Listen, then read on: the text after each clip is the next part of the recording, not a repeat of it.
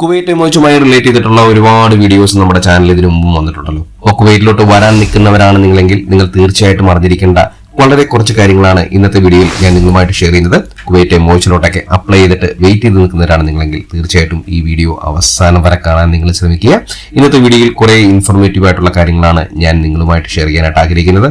അതിൽ ഏറ്റവും പ്രധാനപ്പെട്ട ഒരു കാര്യം എന്ന് പറയുന്നത് നിങ്ങൾക്ക് നിങ്ങളുടെ പാസ്പോർട്ടിന്റെ വാലിഡിറ്റി ഇപ്പൊ 2 വർഷം നിർബന്ധമായിട്ടും ഉണ്ടായിരിക്കണമെന്നുണ്ട്. 2 വർഷത്തെ താഴെയാണെങ്കിൽ അതെങ്ങനെയാണ് നമുക്ക് റിന്യൂ ചെയ്യാൻ വേണ്ടി പറ്റുക എന്നുള്ള കാര്യം ഇതിൽ പറയുന്നുണ്ട്. അതുപോലെ തന്നെ നിങ്ങളുടെ സർട്ടിഫിക്കറ്റ് അറ്റസ്റ്റേഷനുമായി ബന്ധപ്പെട്ട കാര്യങ്ങൾ, നിലവിൽ എന്തൊക്കെയാണ് കുവൈറ്റിന്റെ റിക്രൂട്ട്മെന്റുമായി ബന്ധപ്പെട്ട് ഇപ്പോൾ നടന്നുകൊണ്ടിരിക്കുന്നത്, എത്ര നാളിനി നിങ്ങൾക്ക് എടുക്കും നിങ്ങൾക്ക് ഇങ്ങോട്ട് കയറി വരാനായിട്ട് എന്നൊക്കെയുള്ള കുറേ ഡീറ്റെയിൽസ് ആണ് ഇന്നത്തെ വീഡിയോയിൽ ഞാൻ നിങ്ങളുമായിട്ട് ഷെയർ ചെയ്യാനായിട്ട് ആഗ്രഹിക്കുന്നത്.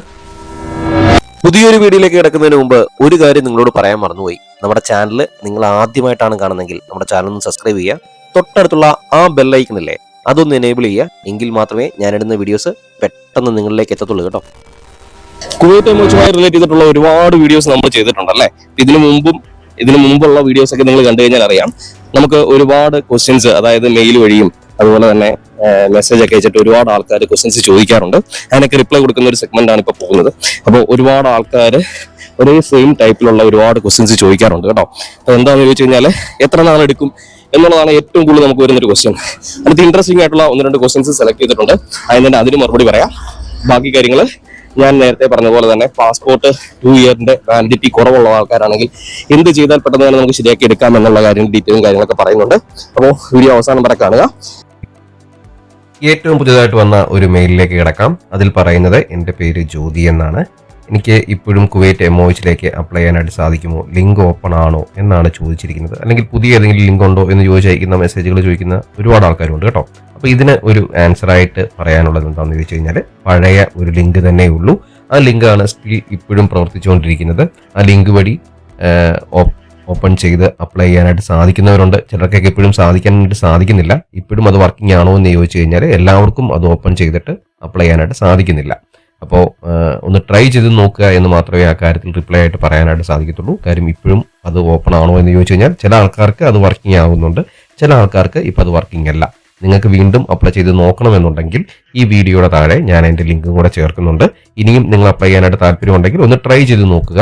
നിങ്ങൾക്ക് ഭാഗ്യമുണ്ടെങ്കിൽ, ലക്ക് ഉണ്ടെങ്കിൽ തീർച്ചയായിട്ടും നിങ്ങൾക്ക് വീണ്ടും അപ്ലൈ ചെയ്യാനായിട്ട് സാധിക്കുന്നുണ്ട്. കുവൈറ്റ് എമോച്ചുമായി ബന്ധപ്പെട്ട ഏറ്റവും പുതിയൊരു മറ്റൊരു മെയിലിലോട്ട് കിടക്കാം. അതിൽ പറയുന്നത് കുവൈറ്റ് എംബസി അറ്റസ്റ്റേഷനുമായി ബന്ധപ്പെട്ടിട്ട് ഒരു ക്വസ്റ്റ്യൻ ആണ്. അതിൽ നമുക്ക് അറ്റസ്റ്റേഷൻ ചെയ്യേണ്ട സർട്ടിഫിക്കറ്റുകളുടെ ഡീറ്റെയിൽസ് ചോദിച്ചിട്ടുണ്ട്. അതുപോലെ തന്നെ അവർ ചോദിക്കുന്ന ഒരു കൺസേൺ എന്താണെന്ന് ചോദിച്ചു കഴിഞ്ഞാൽ PCC, അതായത് പോലീസ് ക്ലിയറൻസ് നമുക്ക് ഈ പറഞ്ഞ അറ്റസ്റ്റേഷൻ ചെയ്യണോ വേണ്ടയോ എന്നുള്ള കാര്യമാണ്. ഇത് കേട്ടപ്പോൾ എനിക്കും അത്ഭുതമായിട്ട് തോന്നി. കാര്യം പോലീസ് ക്ലിയറൻസ് ഒക്കെ നമുക്ക് അറ്റസ്റ്റ് ചെയ്യേണ്ടി വരുമോ എന്നുള്ളൊരു സംശയം എനിക്കും തോന്നി. അതിനെക്കുറിച്ച് കൂടുതലായിട്ട് അന്വേഷിച്ച് കഴിഞ്ഞപ്പോഴാണ് പോലീസ് ക്ലിയറൻസ് നമുക്ക് അറ്റസ്റ്റേഷൻ ചെയ്യേണ്ടി വരും. അതിൻ്റെ കൂടെ തന്നെ ഗ്രേഡിംഗ് സർട്ടിഫിക്കറ്റ്, നാട്ടിൽ നിന്നുള്ള ഗ്രേഡിംഗ് സർട്ടിഫിക്കറ്റ് കൂടെ നമ്മൾ അറ്റസ്റ്റ് ചെയ്യേണ്ടതായിട്ട് വരും. അപ്പോൾ അത് രണ്ടും അറ്റസ്റ്റ് ചെയ്യേണ്ടത് നിർബന്ധമാണെന്നുള്ള കാര്യം നമുക്ക് അറിയുണ്ടായി. അത് കൂടുതലായിട്ട് അന്വേഷിച്ചത് നാട്ടിൽ നിന്ന് റിക്രൂട്ട്മെന്റിന് വേണ്ടിയിട്ട് വെയിറ്റ് ചെയ്ത് നിൽക്കുന്ന ആൾക്കാരോടാണ് കേട്ടോ. അപ്പോൾ അവരാണ് പറഞ്ഞത് അവരൊക്കെ ഈ പറഞ്ഞ പോലീസ് ക്ലിയറൻസും അറ്റസ്റ്റേഷന് വേണ്ടി വിട്ടിട്ടുണ്ട് എന്നുള്ള കാര്യം. അപ്പോൾ അറ്റസ്റ്റേഷനുമായി ബന്ധപ്പെട്ടിട്ടുള്ള ഒരു കാര്യം പറയാനുള്ളതെന്ന് പറഞ്ഞാൽ ഇപ്പോൾ ഒരുപാട് ആൾക്കാർക്ക് ഡിലേ ആകുന്നുണ്ട്. അതുപോലെ തന്നെ ഒരുപാട് ഏജൻസികൾ പൈസയും കാര്യങ്ങളൊക്കെ ഒരുപാട് കൂട്ടിയിട്ടുണ്ട്. നേരത്തെ എന്ന് പറഞ്ഞാൽ 4500 രൂപയായിരുന്നത് ഇപ്പോൾ ഏകദേശം 9000, 9500 ഒക്കെ മേടിക്കുന്നവരുണ്ട്. അത് തന്നെ എമർജൻസി ബേസിസിൽ നമ്മൾ ചെയ്യുകയാണെങ്കിൽ 16,000 രൂപ, 18,000 രൂപയൊക്കെ ആക്കുന്നവരുണ്ട് കേട്ടോ. ഇതിന്റെയൊക്കെ കാരണങ്ങൾ എന്താണെന്ന് ചോദിച്ചു കഴിഞ്ഞാൽ ഈ കുവൈറ്റ് എമോയിച്ച് എന്ന് പറഞ്ഞാൽ ഡയറക്റ്റ് മിനിസ്ട്രി നിങ്ങളെ റിക്രൂട്ട് ചെയ്യുന്ന ഒരു സംഭവമാണ്. ഇതിന്റെ ഇടയിൽ നമുക്ക് ഇടനിലക്കാരില്ല എന്നുള്ളതാണ്. പണ്ട് കാലങ്ങളിൽ എന്നൊക്കെ പറഞ്ഞു കഴിഞ്ഞാൽ ഒരുപാട് ഇടനിലക്കാർ ഇതിന്റെ ഇടയിൽ ഉണ്ടായിരുന്നു, കുറെ ഏജന്റുകൾ ഉണ്ടായിരുന്നു. അപ്പോൾ അവരെല്ലാം ഈ ഏജൻസികൾക്ക് പൈസകളൊക്കെ കൊടുത്തിട്ടാണ് എല്ലാ കാര്യങ്ങളും ചെയ്തുകൊണ്ടിരുന്നത്. ഇപ്പോൾ അവർക്ക് അതൊന്നും നിർവാഹമില്ല. അപ്പോൾ അതുകൊണ്ട് മാക്സിമം അവർ ഏൺ ചെയ്യാനായിട്ടാണ് ഈ സമയത്തിൽ അവർ നോക്കിക്കൊണ്ടിരിക്കുന്നത്. അപ്പോൾ അതുകൊണ്ട് തന്നെയാണ് ഇങ്ങനെ ഒരു സംഭവം നടക്കുന്നത് കേട്ടോ. അപ്പോൾ ഈ പറഞ്ഞ 4500 രൂപ എന്നുള്ളത് അവർ നേരെ മൾട്ടിപ്ലൈ ചെയ്ത് ഈ പറഞ്ഞ 9000, 9500 രൂപയൊക്കെയാണ് ഇപ്പോൾ അറ്റസ്റ്റേഷന് വേണ്ടി മേടിക്കുന്നത്. അപ്പോൾ അതുകൊണ്ട് തന്നെ അറ്റസ്റ്റേഷനുമായി ബന്ധപ്പെട്ട് ആരെങ്കിലും വിടാനായിട്ടുണ്ടെങ്കിൽ തീർച്ചയായിട്ടും നിങ്ങൾ നേരത്തെ കാലത്തെ വിടാനായിട്ട് ശ്രമിക്കുക. ഒരുപാട് സമയം ഇപ്പോൾ അറ്റസ്റ്റേഷന് വേണ്ടിയിട്ട് എടുക്കുന്നുണ്ട്. മെയിലിൽ വരുന്ന ഒരുപാട് ക്വസ്റ്റ്യൻസ് ആണ്. അതായത് അറ്റസ്റ്റേഷനുമായി ബന്ധപ്പെട്ട്, കുവൈറ്റ് എംബസി അറ്റസ്റ്റേഷനുമായി ബന്ധപ്പെട്ട് ഒരു വീഡിയോ തന്നെ ഞാൻ ചെയ്തിട്ടുണ്ട്. അതിനകത്ത് അറ്റസ്റ്റേഷൻ ഇപ്പോൾ ഒരുപാട് സമയം എടുക്കുന്നുണ്ട് എന്ന് ഞാൻ നിങ്ങളോട് പറഞ്ഞിട്ടുണ്ടല്ലോ. അറ്റസ്റ്റേഷനൊക്കെ ഇപ്പോൾ നേരത്തെ എന്ന് പറഞ്ഞു കഴിഞ്ഞാൽ നമുക്ക് 15 ദിവസം കൊണ്ട് കിട്ടുമെന്ന് പറഞ്ഞാൽ ആ 15 ദിവസം കൊണ്ട് തന്നെ നമുക്ക് കിട്ടുമായിരുന്നു. ഇപ്പോൾ എന്ന് പറഞ്ഞാൽ ഒരുപാട് സമയവും കാര്യങ്ങളും അവരെടുക്കുന്നുണ്ട്. പോരാത്തതിന് 4500 രൂപ മേടിച്ചുകൊണ്ടിരുന്ന സ്ഥാനത്ത് ഇപ്പോൾ അവർ മേടിക്കുന്നതെന്ന് പറഞ്ഞു കഴിഞ്ഞാൽ 9000 9500 രൂപയൊക്കെയാണ് മേടിക്കുന്നത്. അതും 15 ദിവസം കൊണ്ട് ചെയ്തു തരുന്ന ഒരു കേസാണ്. പക്ഷേ അറ്റസ്റ്റേഷൻ കൊടുത്തു കഴിഞ്ഞാൽ തന്നെ ടൈമിന് കിട്ടുന്നില്ല എന്നുള്ള കുറേ കംപ്ലൈൻറ്റുകളും കാര്യങ്ങളൊക്കെ പറയുന്നുണ്ട്.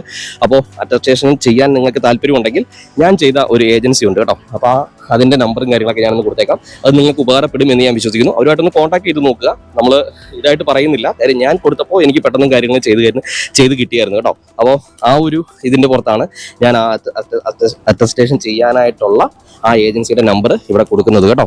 അപ്പോൾ പിന്നീട് ഒരാൾക്കാർ ചോദിച്ചു എപ്പോഴാണ് അറ്റസ്റ്റേഷന് വേണ്ടി കൊടുക്കേണ്ടത് എന്നൊക്കെ ചോദിച്ചായിരുന്നു. അറ്റസ്റ്റേഷന് വേണ്ടി കൊടുക്കുന്നത് പറഞ്ഞാൽ നമുക്ക് ലോക്കൽ കോൺട്രാക്റ്റിൻ്റെ മെയിലും കാര്യങ്ങളൊക്കെ കിട്ടിക്കഴിഞ്ഞ് കഴിഞ്ഞാൽ നമുക്ക് അറ്റസ്റ്റേഷന് വേണ്ടിയിട്ട് അപ്ലൈ ചെയ്യാനായിട്ട് സാധിക്കും. കാര്യം എന്ന് പറഞ്ഞാൽ ഇപ്പോൾ 15 ദിവസം കൊണ്ട് കിട്ടുക എന്ന് പറഞ്ഞാൽ അത് ഏകദേശം ഒരു 1.5 മാസമൊക്കെ എടുക്കുന്നുണ്ട്. അപ്പോൾ നേരത്തെ തന്നെ അറ്റസ്റ്റേഷൻ ചെയ്ത് വെക്കുന്നതായിരിക്കും ഏറ്റവും നല്ലത്.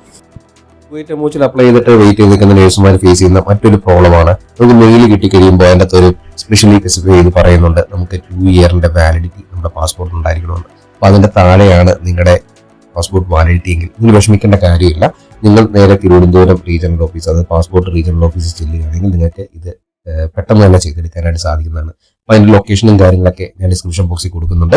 അപ്പോൾ അതെന്ന് പറയുന്നത് വളരെ നിസ്സാരമായിട്ടുള്ള ഒരു പ്രൊസീജിയർ മാത്രമാണ്. അതിനെക്കുറിച്ച് കൂടുതലായിട്ട് നിങ്ങൾക്ക് എന്തെങ്കിലും അറിയാൻ താല്പര്യമുണ്ടെങ്കിൽ നിങ്ങൾ തീർച്ചയായിട്ടും കമന്റ് ബോക്സിൽ ഒന്ന് അറിയിക്കുക. നമ്മൾ അതിൻ്റെ ഒരു ഡീറ്റെയിൽഡ് വീഡിയോ ചെയ്തു തരുന്നതാണ്. അപ്പോൾ ആ വീഡിയോ കാണുന്നതിലൂടെ നിങ്ങളുടെ സംശയങ്ങളും കാര്യങ്ങളൊക്കെ മാറും.